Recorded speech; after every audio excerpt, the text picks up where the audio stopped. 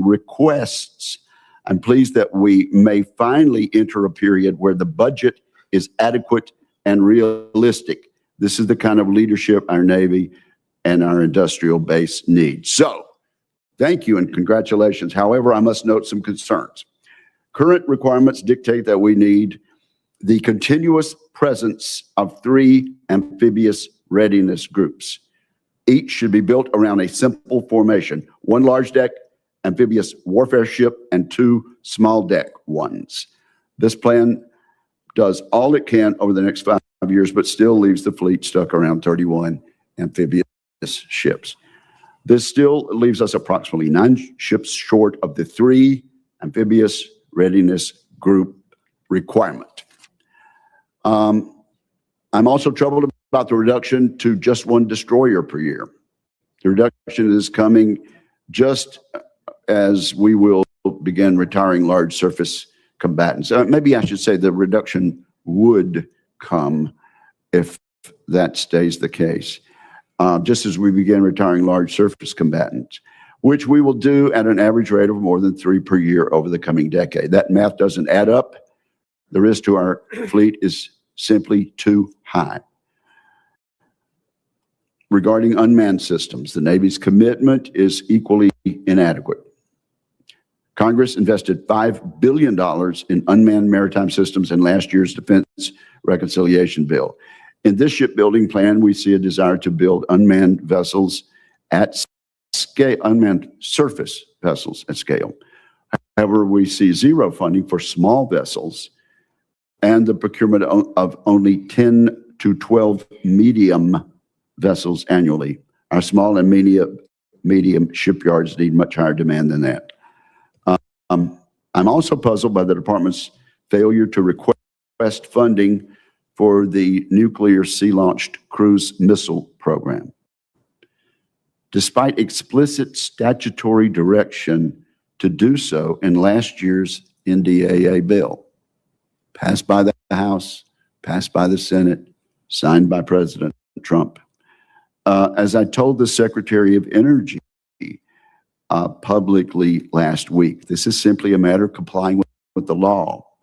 The United States cannot afford to forego credible, flexible response options while our adversaries' nuclear forces grow by the day.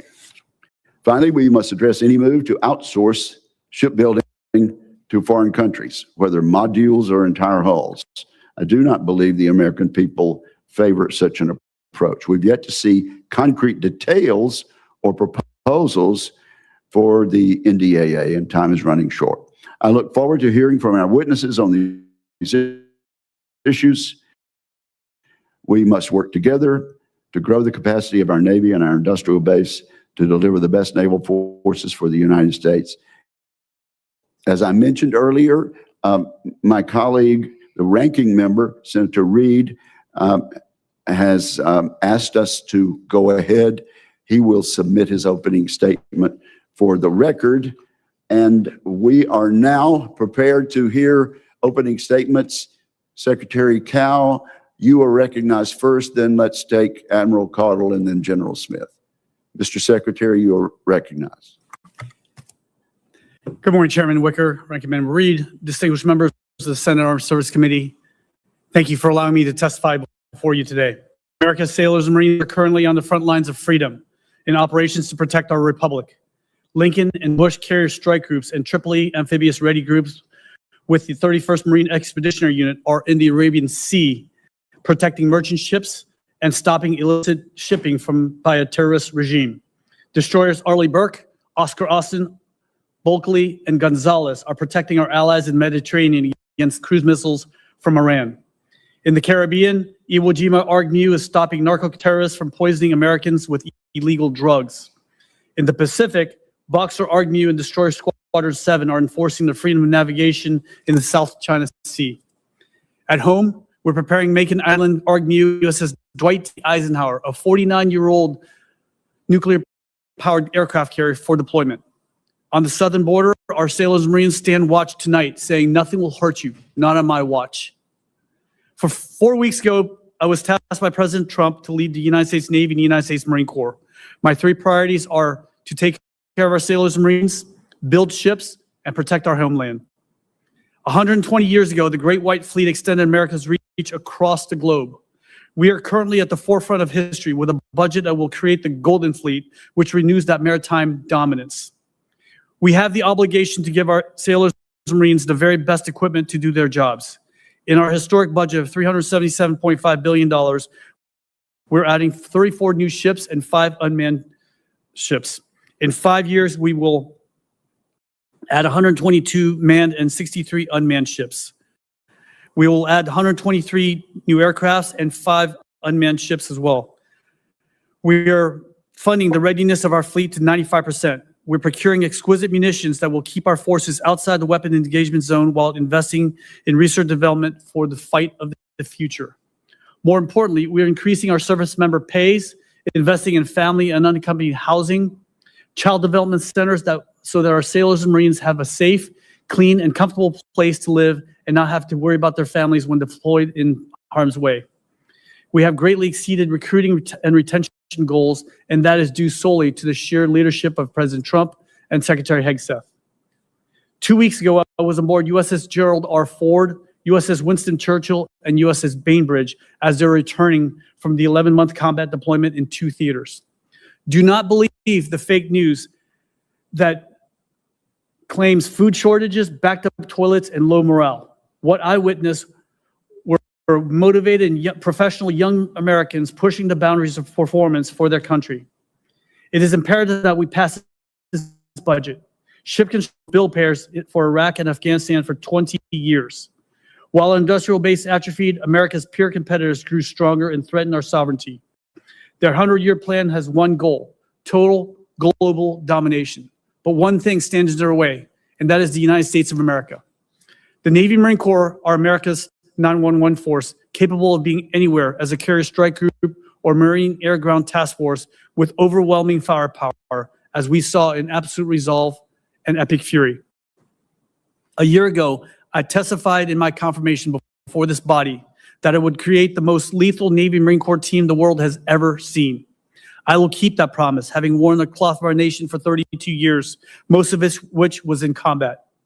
I also do this because I will not allow my oldest son, who will be commissioned as a second lieutenant in the United States Marine Corps in 3 days, to go to war the way I did, without the equipment that we needed.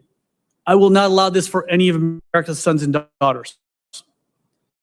They signed a blank check to this nation up to and including their lives, and we owe it to them to do our due diligence to fund the historic families while giving them all the tools that they need. I have seen firsthand what communism and authoritarian regime. My family were murdered by communists. In 1975, we had no flag to stand under or country to call our own, but the United States gave us hope and a future. I've dedicated my entire adult life to defend this nation under God, so that this would never happen to my children, your children, or our grandchildren. Thank you again, Chairman, for your time and this opportunity to testify before you. I'm ready to answer your questions, sir. Thank you, Secretary Cao, and congratulations on your son. I think I'll know where you'll be 3 days from now. And I'm sure you are as proud of him as I was to see my son commissioned some years ago. Admiral Caudill, your opening statement, sir.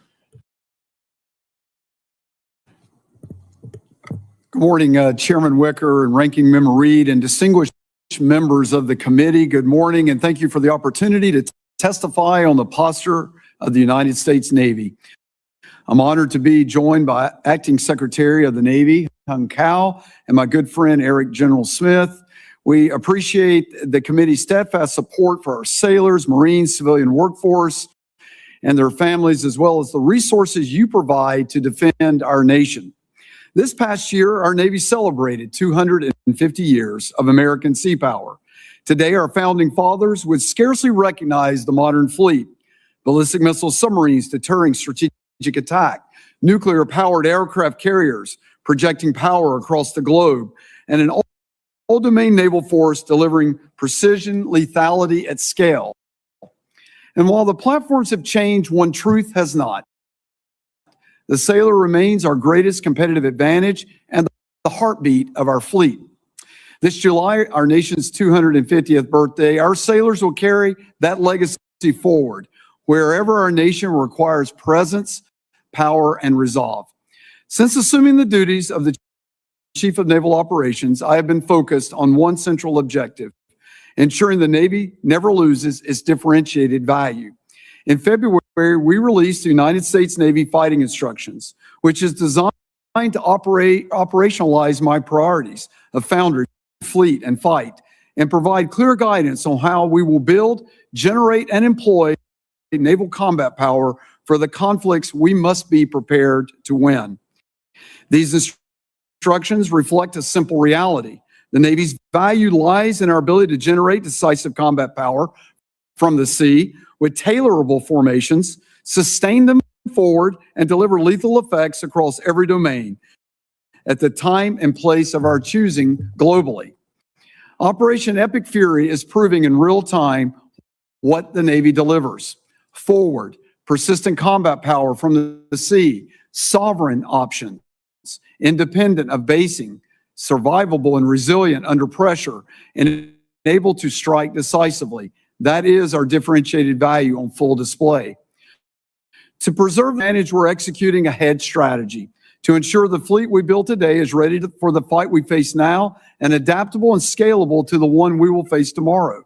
That strategy is realized through the Golden Fleet Initiative, a fleet design that blends high and lower end combatants, integrates robotic and autonomous systems, and enables scalable formations to outpace emerging threats. This approach increases our ability to scale combat mass, distribute risk, and maintain escalation dominance against the operational challenges our combatant commanders face globally. It also requires integrating technologies like artificial intelligence, advanced manufacturing, directed energy, and containerized systems as operational capabilities that expand our reach, persistence, and lethality across our kill chains and kill webs. Our FY27 budget request is strategy-driven and aligned to the Department of the Navy's priorities and the objectives of the National Defense Strategy, leveraging the concepts outlined in the United States Navy Fighting Instructions to ensure our investments directly strengthen the foundry, the fleet, and the way we fight. It reflects disciplined choices to ensure we first always field a credible and highly effective sea-based strategic deterrent. And second, we invest in the right capabilities that preserve our warfighting advantage.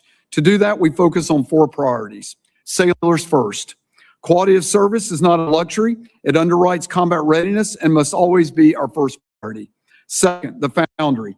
The foundry is where combat power is forged, and we must not use it as a bill payer. A hollow foundry results in a hollow Navy. Third, the fleet.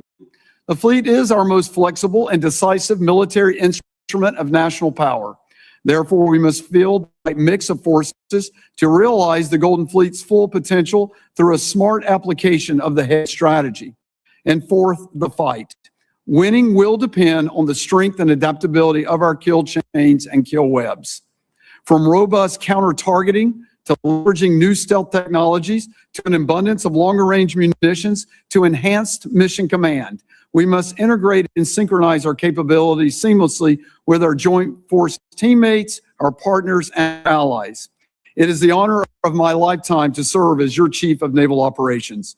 With your continued partnership, we will ensure the United States Navy remains the most capable, most ready, and most lethal maritime force in the world. I look forward to your questions, sir. Thank you. Thank you very much for that statement. General Smith, you are recognized, sir.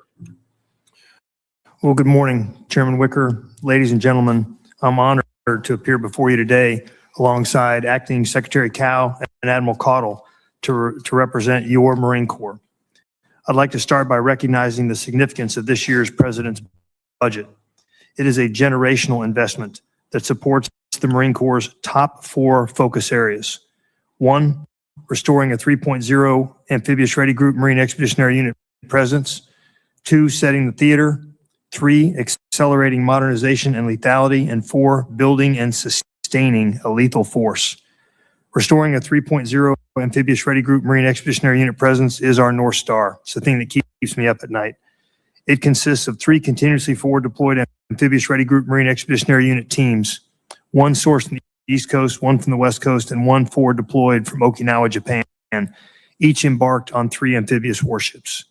The Amphibious Ready Group, with Marine Expeditionary Units embarked, is the most agile, versatile, and responsive formation of the joint force, hands down. It's how our nation's leaders sustain forward posture, deter aggression, and respond to crisis or conflict across the globe. Today, we have a 3.0 Amphibious Ready Group Marine Expeditionary Unit presence, and its strategic value is clear. The 22nd Marine Expeditionary Unit is combating narco-terrorism in the Caribbean, while the 31st Marine Expeditionary Unit and the 11th Marine Expeditionary Unit are providing operational flexibility to maintain security and stability in the Middle East and the Indo-Pacific. But this is not something we can sustain. We need to enhance our amphibious warship readiness and increase the size of our amphibious force. I want to extend my sincere appreciation to the Secretary of War, the Acting Secretary of the Navy, and my shipmate Daryl Caudle for their unwavering support towards our shared goal of restoring a 3.0 Amphibious Ready Group Marine Expeditionary Unit presence. Our second focus area is setting the theater. We are committed to protecting our interests, deterring adversaries, reassuring allies, and creating a more agile and resilient global sustainment network, one that seamlessly integrates with the joint force. To achieve this, we're ensuring an optimized force posture while also investing in littoral mobility, pre-positioning equipment and supplies, and digital manufacturing and additive manufacturing, and enhanced installation resilience. We're refining our approach to logistics, prioritizing resilience, speed, and adaptability to generate and sustain forces. Our third area of focus is accelerating modernization and lethality. Force design underpins everything that we do.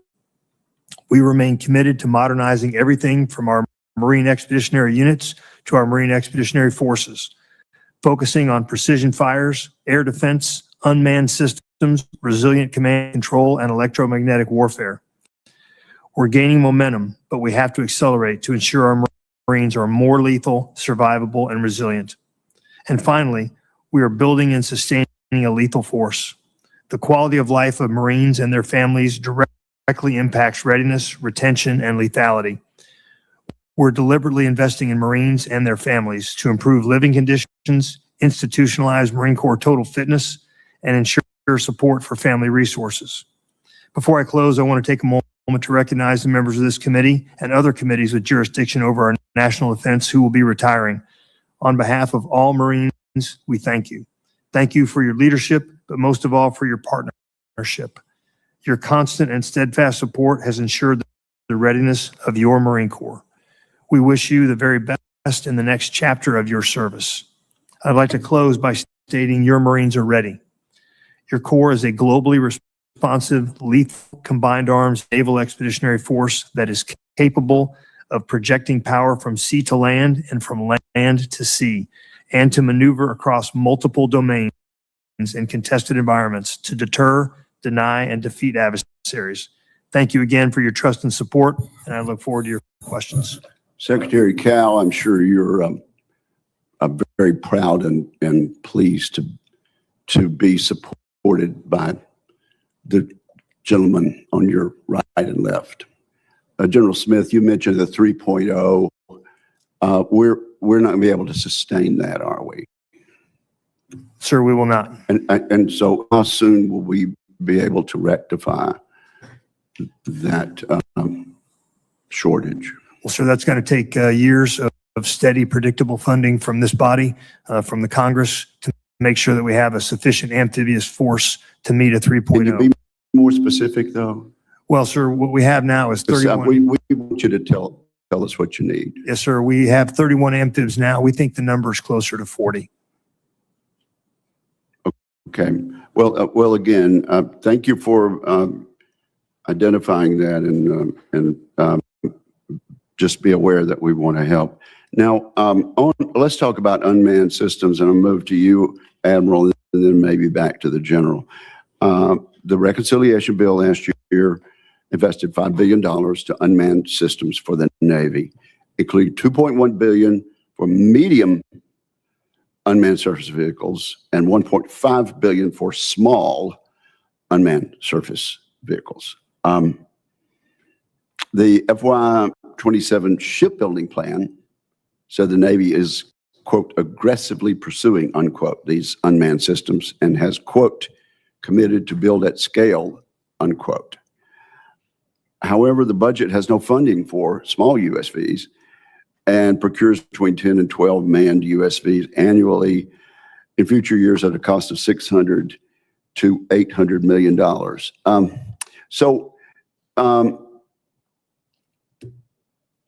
Is there a gap between rhetoric for unmanned systems and the budget, Admiral? Sir, I don't think so.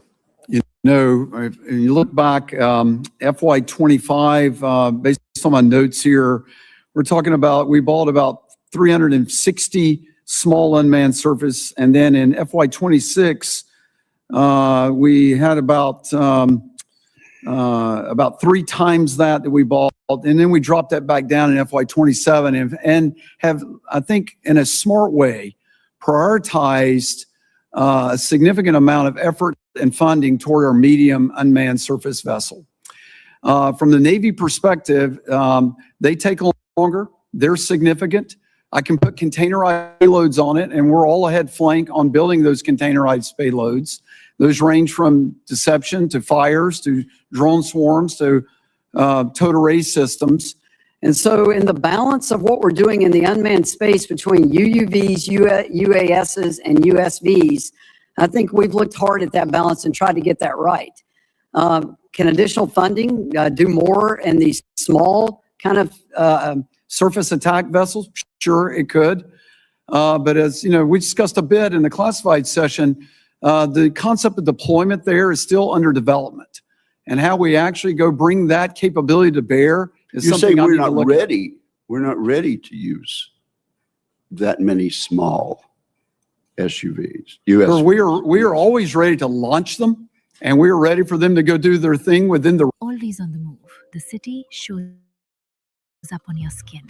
Sun, pollution, all of it. Every morning, Amsuman SPF 50. No white cast. Ultralight. Anti-UVA and UVB protection. Shields from the sun, pollution, even blue light. Amsuman SPF 50. My everyday sun shield. Do there. And so that's a command and control and how we build that out. You know, we have just stood up our USV RONs. We're just deploying our first MUSV with the Theodore Roosevelt. The ability to actually do this the way we do it in the Navy in an effective and sustained way, we are still early in that stage. Okay, let me move to General Smith. What's the Marine Corps planning to do with unmanned systems? Sir, we're primarily focused on small unmanned systems, small drones, swarming drones, using them as munitions as an extender of our infantry battalion's range. So what we're looking at is that with the small UAS having hand-thrown or man-portable drones that can be used, again, as munitions so that I can extend the lethality and range of our infantry battalions. That's our primary focus on our unmanned systems. Are there enough in the pipeline on the way for you at the moment? There are, sir. We can't go fast enough. We've got to make sure that we don't get tied down to one manufacturer, that we're able to procure them from across the spectrum, because there are multiple companies who make a one-way What attack needs to drone. happen? What needs to happen? Well, sir, frankly, we just have to get the budget that we need to procure them, and then go out and procure them without having all the red tape that we have had in the past, we don't have now, to get after procuring from multiple vendors without getting, quote, vendor lock. Okay, we're going to need you to amplify that in your response to written questions. But Sure. thank you both, and appreciate your service. And to Reed, you are recognized. Welcome back. Thank you very much, Mr. Chairman. And gentlemen, thank you for your testimony and also for your service to the nation in many different capacities.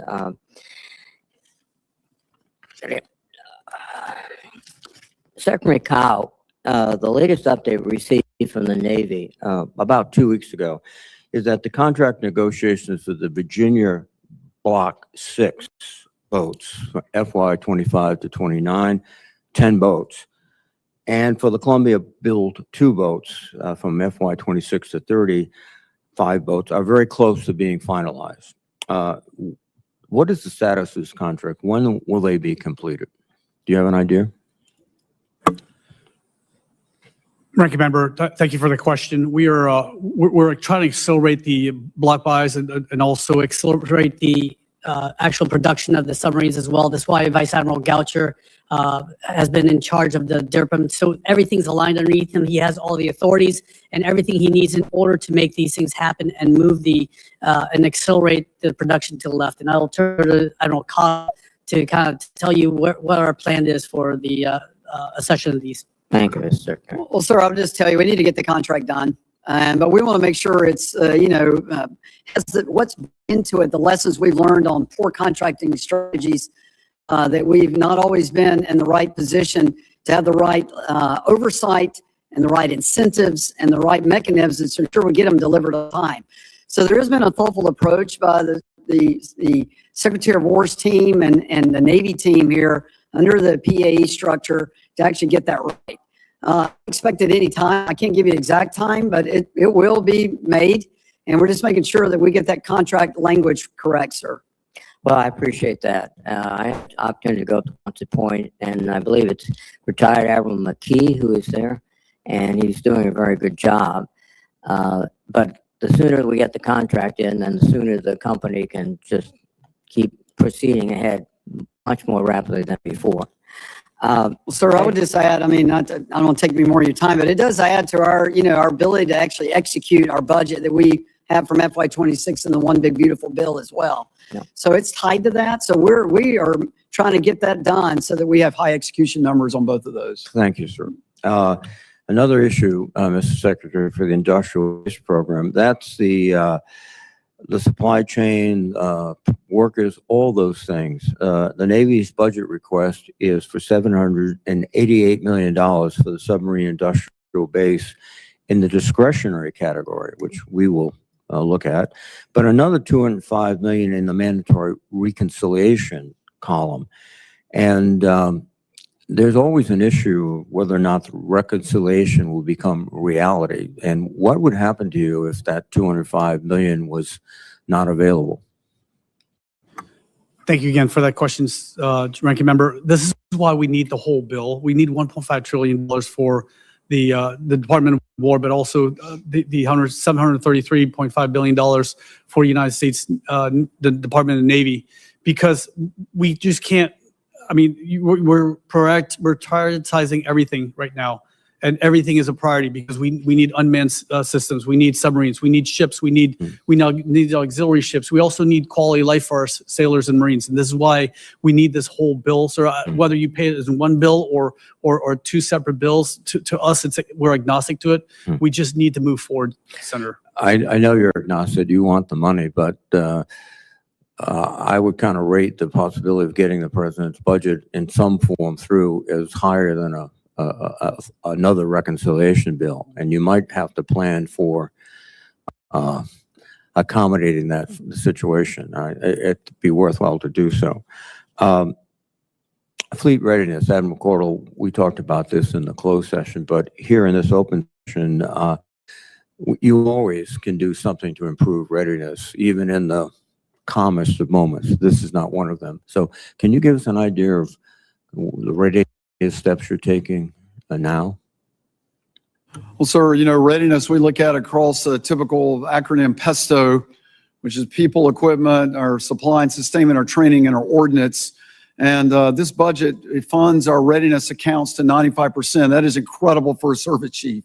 I had to work very hard to figure out the puts and takes to get to that level, even though I love readiness. So this is ship operating costs, ship depot, our air operations, our sparing, our paying our manpower bills, of course, and our ordnance. And so I think this budget goes a long way. It's generational in what it's trying to do to ensure we don't have a hollow Navy, we have a ready Navy. And so there's been all types, there's all types of initiatives that we have, from record recruiting to works we're doing with our vendors to ensure we're improving ordnance production, to our fourth generation models to ensure they're actually delivering the Navy we can give our combatant commanders. So there's a lot in your question, but I'm very happy with the levels that we have baked into this budget, sir. Very good. General Smith, I'll catch you on the second round, sir. Thank you. Thank you, Senator Reed. Senator Fisher. Thank you, Mr. Chairman. Secretary Cao, I agree with the chairman's opening comments. I was disappointed to see that the FY27 budget did not include funding for SLICM-N. Our adversaries are not hesitating to expand their nuclear arsenals. The Navy must prioritize SLICM-N appropriately so that you can meet the statutory deployment date of 2032. And I am hopeful that this will be corrected. Admiral, I have an Adam at home. Admiral, how is the Navy working to accelerate delivery of the Columbia-class submarine program? Well, ma'am, first on SLICM-M, if I could, can I give you one Sure. sentence on that? You know, I looked hard at this with Johnny Wolf because I knew this would come up, and Admiral Wolf. And he has assured me that the money in the One Big Beautiful Bill and the FY26 budget, $2 billion, is the right amount of money that we have currently that can be executed with fiscal responsibility. So he is, I think FY28, you'll see an additional ask. But in the phasing of that money, that is what he thinks needs to be spent. Admiral, my concern with that is not on your part, and it's not on Admiral Wolf's part either. It is on the part of Congress, where we seem bound and determined to move forward with continuing resolutions, which you and I both know is to the detriment of the defense of this country. And if the money is not put in a budget request and is not part of the appropriations process, you're behind the 8 ball to begin with. You're behind that and not able to meet what is required of you when it comes to SLICM-N. I want to make sure that the funding will be there no matter how this Congress may act, and enable the department and the Department of Navy to be able to meet their obligations under the law and for the defense of this country, to give our combatant commanders the opportunity to present the president with the options that he needs. That is why I am requesting that. Am I going to be docked for all that time I just took? Senator, we're on the same page. I know we are. We want to deliver this, so. And I know you do, but I'm looking at the realities I face in the political world and what happens here in Congress. So tell me what's happening with the Columbia Well, class. Columbia, you know, currently 18 months off plan and working hard to get it delivered in 28. That's our goal. Of course, as we've talked about before, under, you know, new leadership on how we're putting heat and light on that project is with Admiral Goucher through Director of Submarine Programs, dual-hatted as the DERPM to Undersecretary and the PAE under Secretary Cao. So leadership matters there, but also production matters. And so, as you know, I visit up at Quonset Point, of course, Electric Boat, where all the super modules are now in place.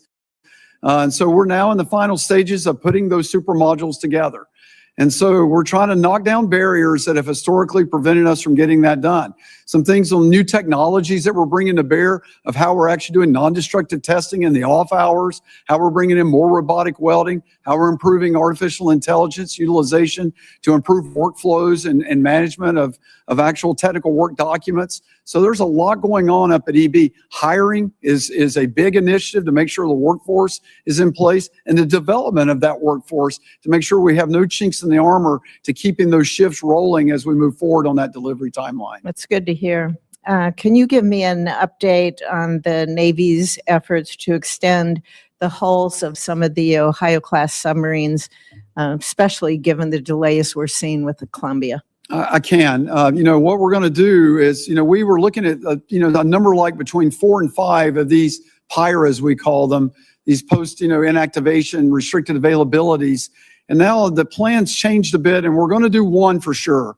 And we have confidence now because of the work we've done to look hard at the Ohio class, that what we will learn during that 1 will allow us to target any additional ones we need to do without necessarily having to do the PIRA. So we're going to utilize the 1, learn from that, and then scale that across the number we need to make sure we have a clean make before break transition between Ohio and Columbia. Thank you. Thank you, Mr. Chairman. Yes. Thank you very much, Senator King. Thank you, Mr. Chairman. First, Secretary Cao, I want to also congratulate you on your son's commissioning. That's a great story. You yourself are a great American story. I appreciate your presence here today. I want to start with I woke up about a month ago to one of the press conferences of Secretary Hegseth and Admiral Kane, General Kane, and General Kane said the following. I perked right up. When we talk about an American destroyer, it's important that you and the American people understand their capabilities. An Arleigh Burke-class destroyers are the backbone of the United States surface fleet. And this chart really illustrates that. If you could raise it up. When the fire bell rang in the Middle East, it was the destroyers that answered the call that are there. There are 11 now in the vicinity of Iran, also in the Med, also in the Pacific. It's one of the most, it is the backbone of the fleet. In fact, I don't have to assert that. That's what General Kane said. These ships are armed to the teeth. This is a General Kane again, with surface-to-air missiles, land attack cruise missiles, anti-ship missiles, anti-submarine rockets, torpedoes, 5-inch guns, extending the reach and capability of each and every one of these destroyers. What puzzles me is that the budget that's been submitted only requests one. And I don't really understand that, particularly as Chairman pointed out, there are going to be retirements coming in the future. So we're not even, if there are 3 retirements and we're only building 1 a year, that's we're going into the hole. Every hearing we've had in this committee for the past, 6 months talked about rebuilding industrial base. The only way to rebuild the industrial base is with consistent demand signals. You can't expect our private sector industrial base to make significant investments if they don't know where the next project is coming from, or if they're going to run out of work in a year or 2. And that's the situation that comes. So I hope you will reconsider the request for only 1 destroyer. As we've been doing it over the years, it's been 3 1 year, 2 the next, 3 the next, and 2 after that. And I hope that we can return to this is the year that should be 3 rather than 1. So, Mr. Secretary, I hope you'll look carefully at that, because we're talking about the backbone of the Navy here, and these shipyards, and Admiral Caudle, you've been to Bath. I thank you for doing that. They can't turn off their workforce and back on again. If welders leave, they're gone. And so we have to maintain a consistent work level. And another term for a backlog is a consistent demand signal. And Mr. Secretary, I hope you'll take some cognizance of that. Senator, thank you for the question. And again, I'm with you. This is the backbone of the U.S. fleet, and it's the workhorse. But the fact is, right now, we have 80 ships on contract throughout the various yards, 59 in construction. In Bath alone, sir, there's 11 destroyers that are on contract for Bath alone, and 7 are in construction. We haven't even begun cutting metal for the other 4. We're trying to allow for the industrial base to catch up. But I would love to put 10 destroyers in there in the budget. But the fact is that I need for this industrial base to catch up, Senator. And I agree with you. But one way to do that is to provide the demand signal so that the shipyards can make the additional capital investments along with the Navy in order to increase productivity. And that's happening at Bath. I'm there very frequently. But I think I think we agree on that. Now, the second part of this is there's talk around this budget about building ships, and even destroyers, in Japan and Korea. That's the worst idea since the Red Sox traded Babe Ruth to the Yankees. I mean, it just doesn't make sense to be handing over that level of technology, even to our allies. And I have 2 reports I want to submit for the record, both about substantial, even higher backlogs in Japan and Korea in shipyards. So, Mr. Chairman, I'd like the permission to put these reports in the record. Is there objection? Without objection. And also, let's put the chart, which you just referred to, in the record also. Is there objection? Without objection, that's done. I mean, the idea of building ships, building naval ships in a foreign shipyard, I just don't understand. Admiral, every stitch of clothing you have on is required to be made in the USA under the Berry Amendment. If we require our sailors to wear shirts made in the USA, but their ships can be made abroad, that just doesn't make sense to me. So I hope we can revisit this terrible idea of talking about building naval vessels abroad, both from a national security point of view, but also rebuilding the industrial base means providing the demand signal that will allow our industrial base to reconstitute itself and to meet the demand that we're placing on them. So I appreciate your work on this, Admiral. I certainly appreciate you saw those incredible men and women at Bath that are doing, I think, building the most complex product in America. And we want to strengthen their ability to do that, their productivity, and that's happening. So thank you, Mr. Chairman. I appreciate the time. Thank you for those comments, Senator King. Senator Budd. Thank you, Chairman. Thank you all for being here. Thank you for your service and that of your teams behind you. Admiral Caudle, it's great to see another North Carolinian, North Forsyth High School, if I believe is correct. So a question for both you, Admiral Caudle, and General Smith as well. So I visited DARPA last week, and I learned about their artificial blood program. So what's the Navy doing to have enough blood on hand in the event of a large-scale operation or combat operations in the Pacific? We'll start with you, Admiral. Sir, I just visited DARPA myself not too long ago and got maybe the same brief that you got on the initiatives there. This is FS HARP, this type of synthetic blood and synthetic platelets that they're working on. That is the keys to the kingdom on battlefield, survivability, ensuring we can meet the golden hour across a vast Indo-Pacific. So synthetic blood products is something I'm very interested in. I don't think we have got it to a place in the from a perspective of fielding it where we should be. I know BUMED has worked on this, probably not with enough energy and effort. I know personally now the Director of Health Agency, Department of Health Agency, Darren Vai, knows about this program and knows how important it is. So you have my commitment to look at this, and along with my good shipmate here, Eric Smith, it's important to keep his Marines alive as well, sir. Thank you for that, Admiral. General, that same question, but also are there any policy or resourcing challenges that I can help with? Well, sir, on the room temperature blood products, that's the holy grail of battlefield medicine. When I was shot in 2004, I bled. I came close to bleeding out. I was fortunate to be medevaced to a hospital in Baghdad and had 5 units of blood pumped into me. But had I had the ability to do room temperature blood products on the battlefield, I would have been in much better shape. I'm still here, but that is the holy grail of battlefield medicine. Thank you both. Secretary Cao, General Smith. So I had the chance to see some of the Cherry Point F-35s a week or so ago, and I noted that their surface-to-air missile threat trainers on their range, they seem outdated to be able to replicate modern threats. So what's the plan to modernize electronic warfare ranges at Cherry Point and all along the East Coast for our F-35s? Yes, sir. We're going to have to do that in simulators.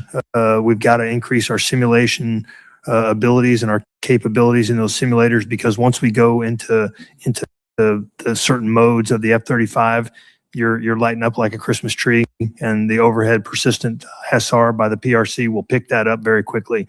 So, my own aide, Colonel Putty Shoup, call sign Putty, is an F-35 pilot, and he can tell you that we have to do that in simulation underneath closed doors. And we've got to get the money for the simulators. We've got to get them up to speed. We've got to get them to be able to replicate what an F-35 can do in full mode. Thank you. General Smith, another question about the Marine Raiders. So MARSOC is authorized to have 3,337 billets, yet a recent congressional inquiry revealed that only 2,802 positions are filled, so over 500 short. Are there any production or retention challenges, and how are you addressing it, and how can we help? Well, sir, I don't think there's actually anything we can do to help that. We're holding our standards high. Our attrition rate through the pipeline is something that I'm concerned with. I've got our MARSOC commander working mightily on that. We hold a very, very high standard for those MARSOC Marines. And so what we've got to do is expand the input to make sure that people aren't afraid of the standard, if you will. They're not afraid of the NDOC to be able to get a higher percentage of people through that, because our standard is our standard. And I too am concerned about being able to fill the Raider ranks, but I'm also more concerned with being able to make sure the Raiders stay the Raiders. Thank you for that. Another question, General. So I'm concerned with the lack of counter UAS systems at Cherry Point when I was down there recently, protecting our aircraft facilities and most importantly, our people. That's a no-fail mission. So how are we investing in delivering quickly to prevent an enemy drone strike on our bases? Well, sir, we're not going fast enough. There's multiple systems that we're investing in to get after a counter UAS system. The small UAVs are our primary concern right now at our bases. Most of them are looky-loos, people that are flying drones on their own. They happen to violate our airspace and we bring them down. But we've got to do better than drone defender and drone guns. And that is something that I'm working on. We have not yet found the solution that is man-portable enough to be useful both at an installation and in combat, because what I don't want to do is train my people up on multiple systems. I want to have a generic system that works both in garrison and in the field. It is something that we have not gone fast enough on. The solution is out there. We just haven't found it yet, sir.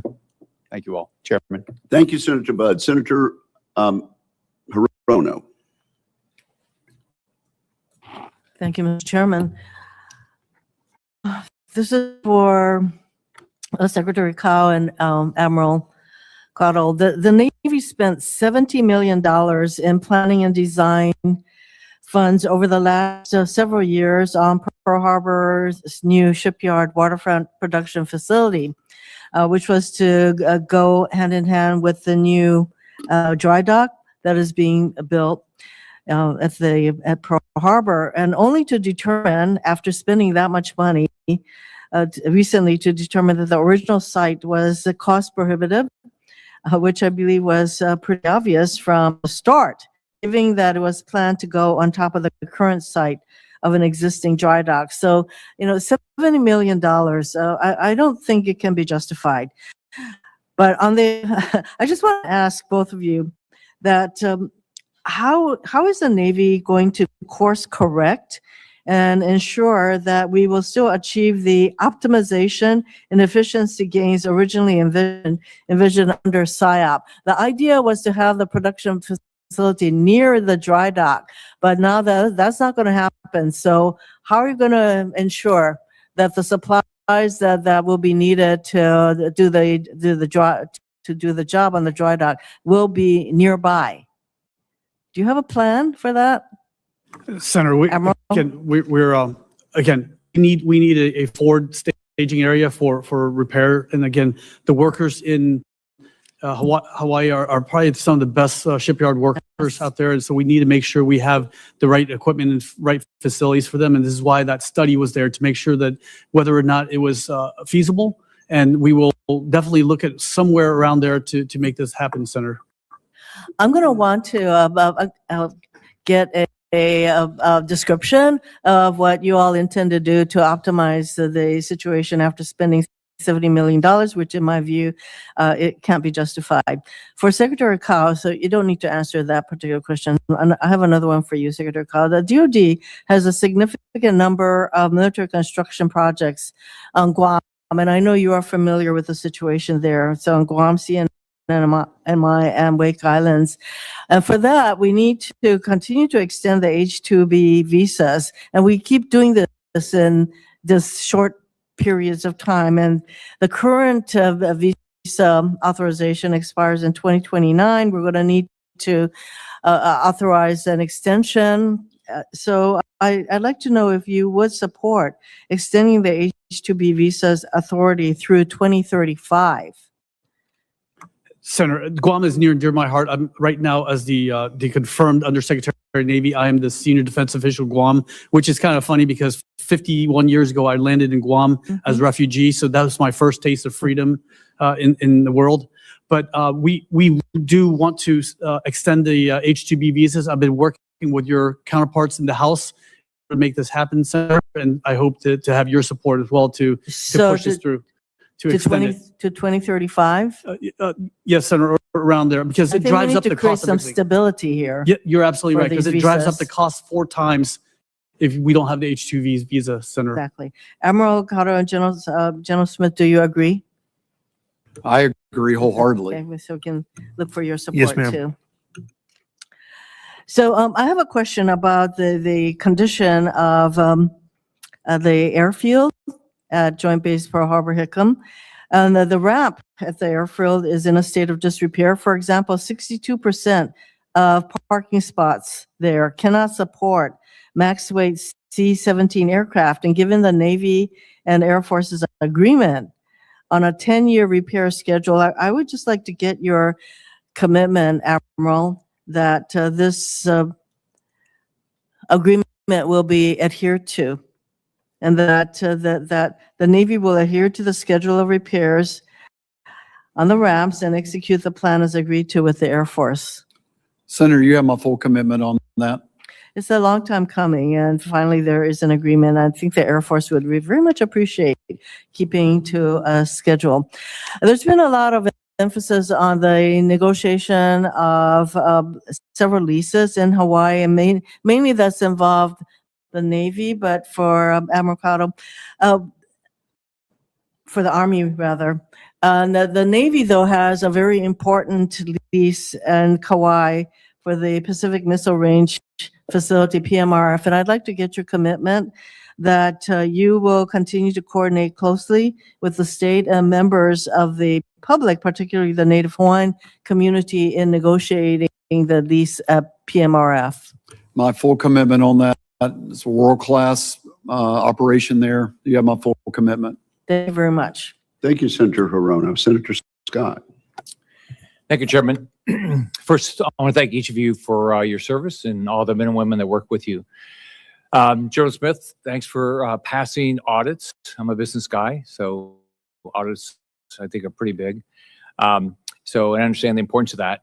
So, Acting Secretary, so what, you just got the job, so I'm sure you don't have a solution for everything, but talk about what you need to do to be, because the Navy has not been able to do theirs, and the Marines have been able to do theirs, okay? And so you're on top of it. So how are you going to get this done?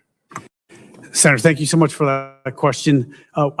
As the Undersecretary, when I came in 7 months ago, I've been pushing hard for the clean audit. So again, we made sure the Marine Corps met their 3rd clean audit. And for the Navy, we are well ahead of schedule. I'm talking about months for the Working Capital Fund.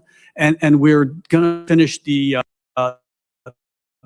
general fund next, or exceed the deadlines. Make sure we do it ahead of time, sir. Do you have from auditors, do you have a good list of exactly what you have to do? Yes, Senator. We have a plan and milestones that we're meeting every single day. I mean, just everything from just even looking at the real estates and just quantifying the cost of the land and doing the inventory. We're well ahead of schedule, Senator. General Smith, you brought up your need for 40 or more amphibious ships to meet the requirements.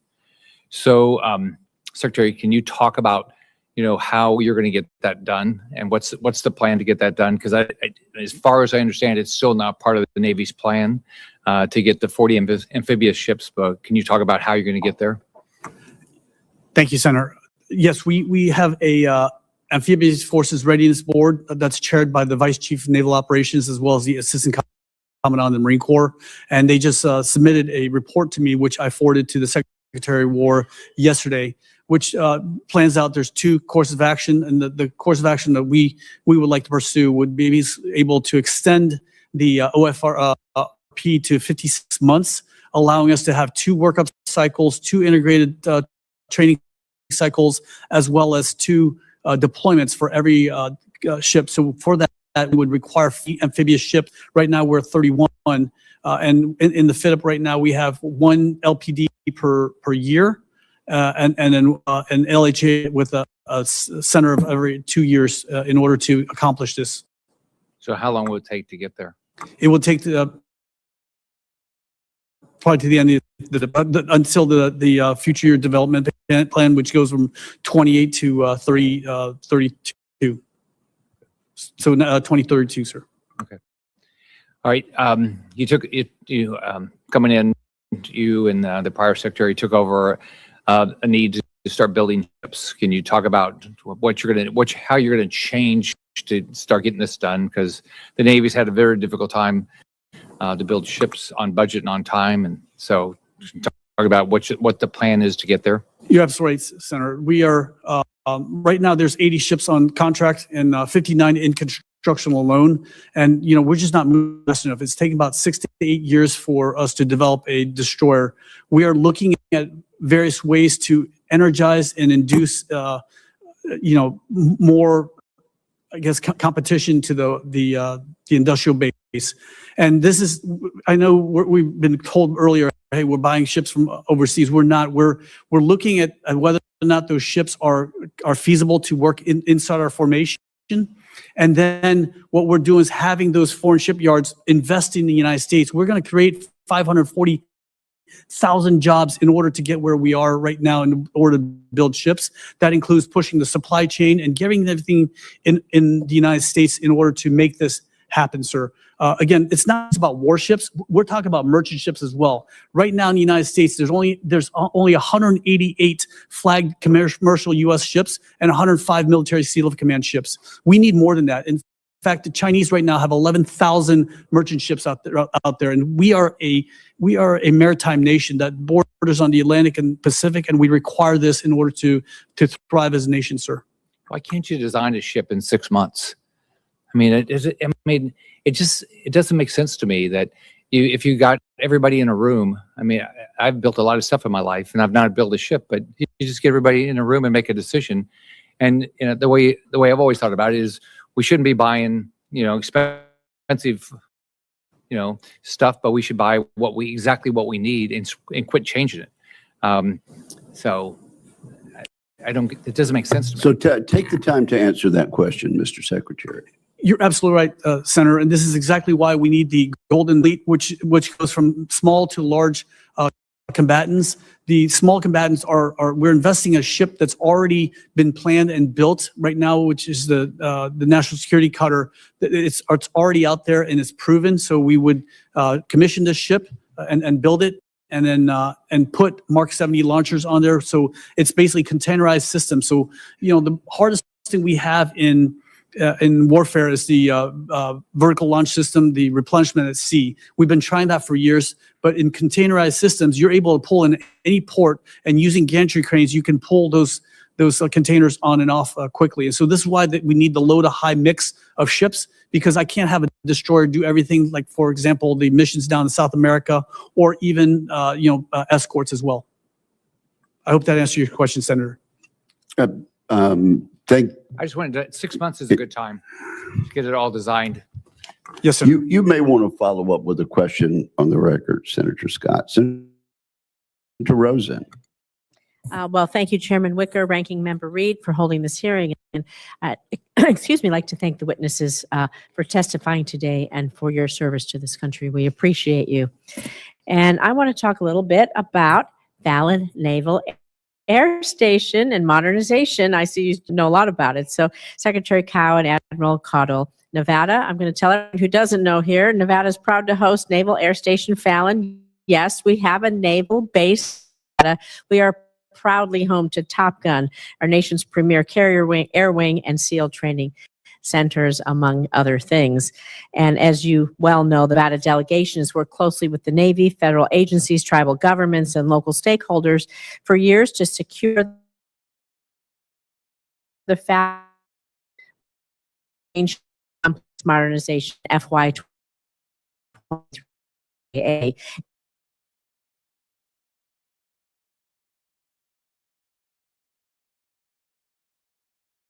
That Navy leadership has come before the committee that as part of the deal you struck in 2022, you have to completely compensate those grazing permit holders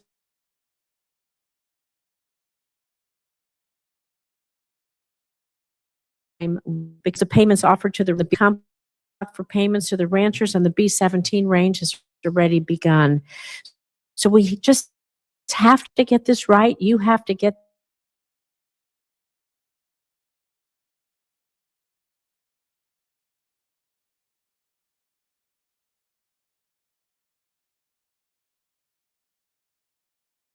out.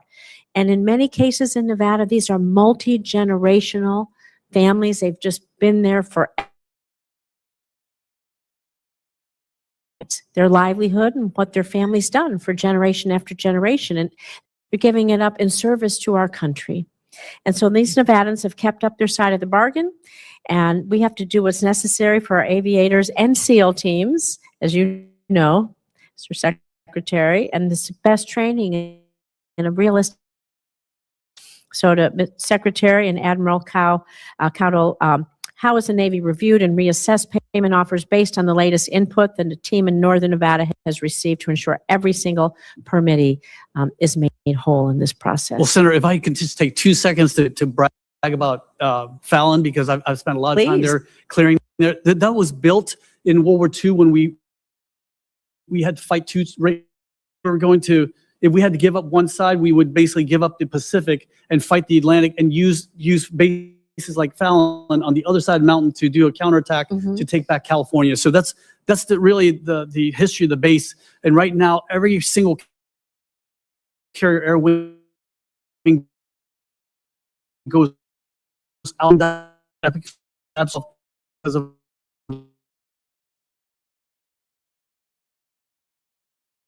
panels all around the bases in order to pay back to the city to export the energy out there. We have been in negotiations with the ranchers, and again, I have a fiduciary responsibility also to the United States to make sure we get the best deal for us as well, and we are all those unexploded munitions and blow them up. But I'll go out there with you, Senator, and we'll. Perfect. So we have a bunch of other things. I'm going to have the Admiral speak to this too, but we have other roads out there that